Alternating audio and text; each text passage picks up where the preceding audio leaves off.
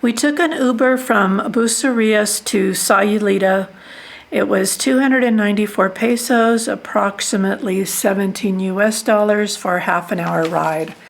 We booked our stay through Airbnb. It was about $280 for 3 nights. Here's the bathroom, the kitchen that you just saw a minute ago that we never used. The hot water worked pretty well for the shower. It was a rustic-like cabin with stone. The bedroom was upstairs. It reminded me a lot of the movie Jumanji, with vines growing through the open bricks in the walls that you can see here, but surprisingly no bugs. A lot of smoke though, because someone was doing some burning and the smoke had come through into the room. Wave. Hola, we are in Sayulita and found out right now that we don't have any internet in our unit, which sucks for downloading, uploading, editing our videos while here. Not good. No mention ever on the site. So there was a small balcony also off the bedroom, but there was no chairs or anything to sit. There were 2 pools in this area to hang out at. The pools weren't in good shape and we didn't really spend much time there. There was cobblestone streets and the streets were narrow when we were there in late December. There were lots of tourists. I think it's easier to walk, as parking I think was nearly impossible.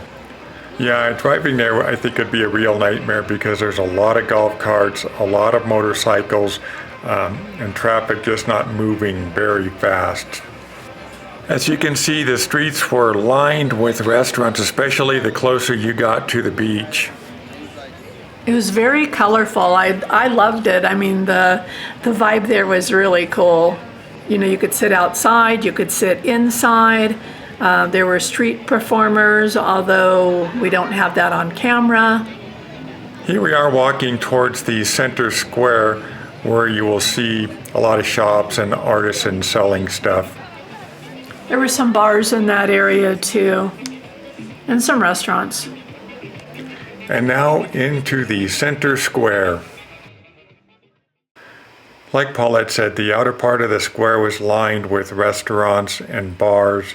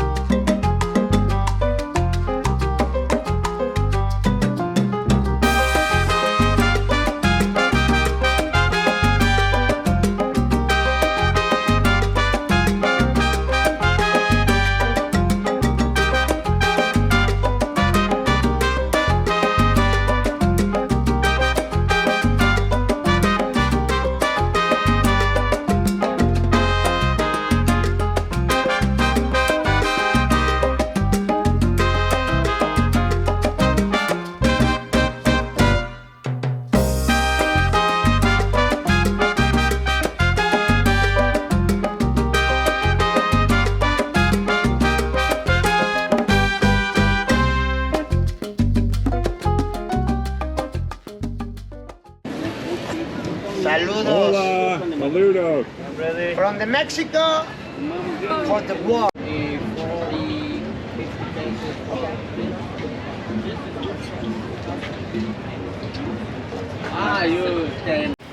I'm not sure what the expat population is in Sayulita. It seemed to be mostly younger people. It was really kind of more of a party town. Yeah, that's the same vibe that I got too, more of a party town.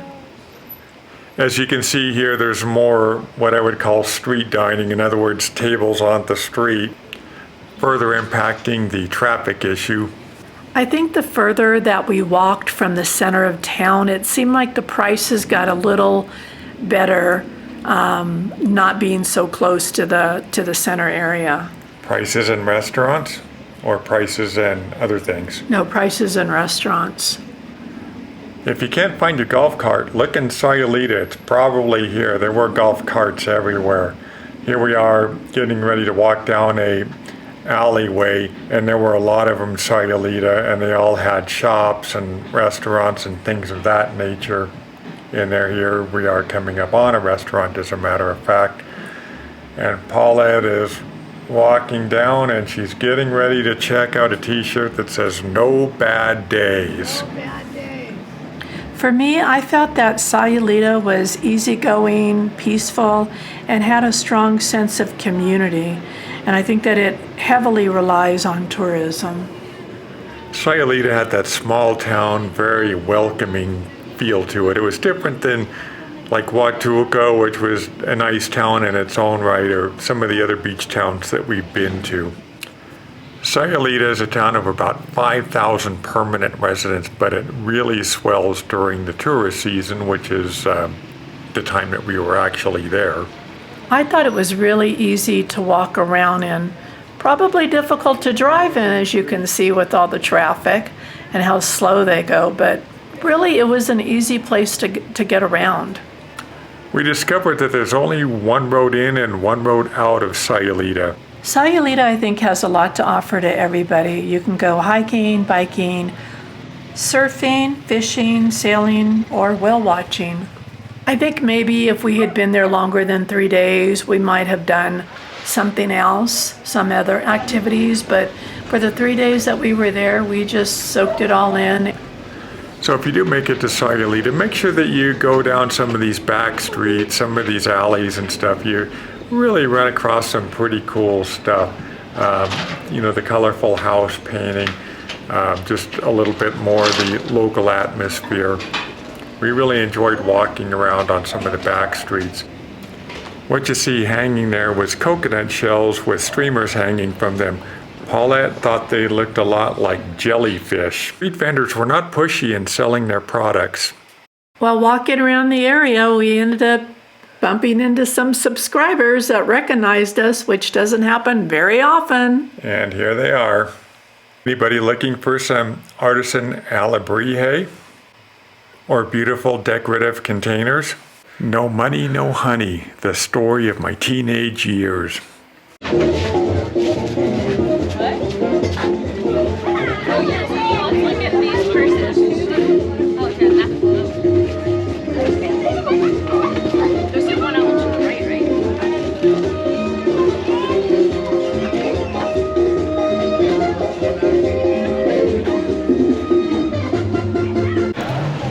And here's someone getting ready to try on their angel wings.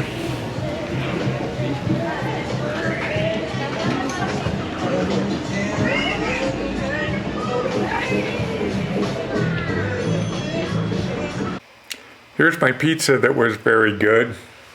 Mark always gets pizza. I ordered this dish that only had 3 meatballs and like 4 little pieces of bread. It was crazy, and the price was very expensive. Yeah, and then here's a breakfast meal, an omelet, toast, and potatoes, and scrambled eggs, sausage, potatoes. And pancakes, that was mine. I was hungry that morning. This is the bill for the breakfast. And here we are. You can get a drink outdoors. I got 5 street tacos at this taco stand. They were very good. It was Mark's birthday dinner. That's right. Got them with chorizo. The total cost was 75 pesos. And here we are having a couple of drinks. Back out on the street with my crazy old man look. Oh my gosh, that salad was so good.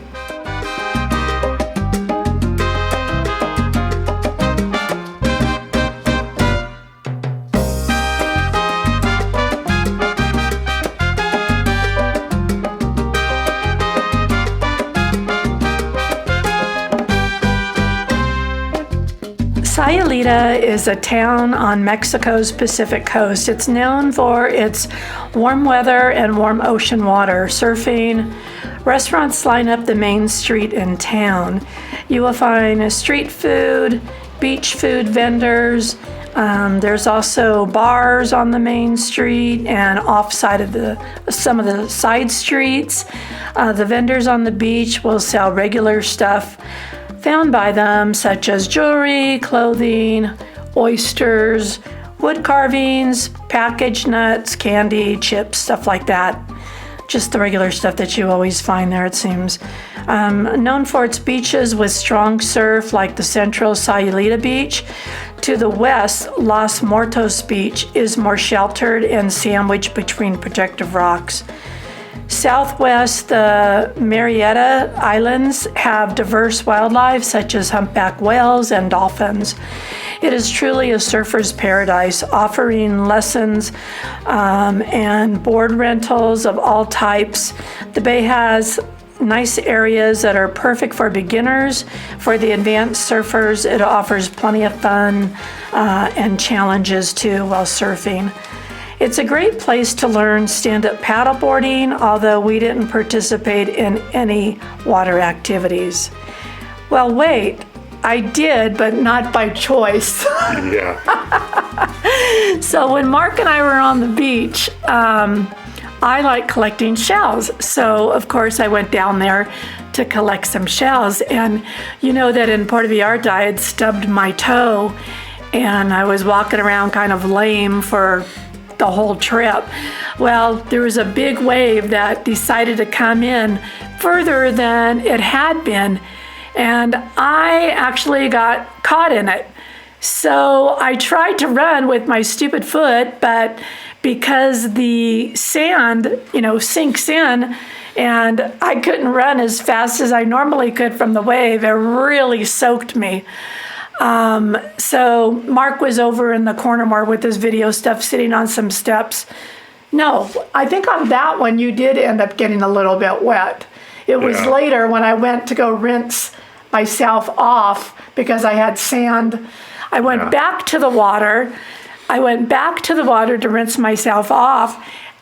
Oh no, that's when a big wave got me. That's right, it was big. It came from nowhere and I got caught in it. And I tell you what, these waves are strong. It knocked me down to the ground. Additionally, another one of these waves almost got all of my electronic gear. So as I was flying my drone out to the ocean, the wave came in. I had to pick up my gear and go. In the meantime, my drone is out over the ocean. But thankfully, I was able to get to a little bit higher ground, but I still got soaked from basically. I think I yelled at you one of those times, Mark, like to pick up your stuff. Yeah. Anyhow, so I went down. The ocean covered me, or the water from the big wave that came in, and I had sand everywhere. I mean, everywhere. It's amazing how that stuff can get in your clothes. Anyhow, two young gals that were walking by came over to rescue me. And what I was trying to do too is I had sand in my shoes from earlier, so I was trying to rinse them off. Well, I held onto my I held onto my shoes as I went down for the count, not willing to let them go. So I think that's probably why I went down too, because my hands had shoes in them. Yeah. And anyhow, the girls were real nice. They're like, oh, let me help you. Are you okay? Of course, Mark was sitting back there. By the time he noticed me, I was already on the ground and the girls came to my rescue. Nobody else came to my rescue. They were probably laughing at this old lady falling down in the ocean, getting out their phones to video it in case the ocean took me away on my last day in Sayulita. I don't know. Yeah. It was, I was glad to see that Paulette was okay. And then it was just kind of funny after that. Well, funny for you, but I was just soaked from head to toe. We had to go back to our Airbnb so that I could take a shower and get all that wet gear off of me. Yeah, thankfully the Airbnb was not that far away. No, but it seemed far when you have a lame foot. However, I think it would have made a great video. And if I was entering that in America's Funniest Home Videos, I think I would have won for sure. And flying overhead, you can see all of the vendors that were on the beach, as well as these tents that you can rent out. Or if you buy a drink or something like that from a restaurant, they'll allow you to sit in them. And a lot of people were bringing their own umbrellas and chairs too to the beach. Now, Paulette and I have been to quite a few beach towns, and this one was different. We really liked this one. We liked other beach towns too, but this one just had sort of a special vibe about it. I don't know if it seemed a little younger, a little more, I don't know, hippie in a way, maybe artistic. I don't know what it was, but I know for me it just really worked. I mean, we've been to Progreso and Puerto Vallarta and then Bucerias, but this one, I don't know. It just really had something that I really liked from it. Yeah, it was really a very beautiful town.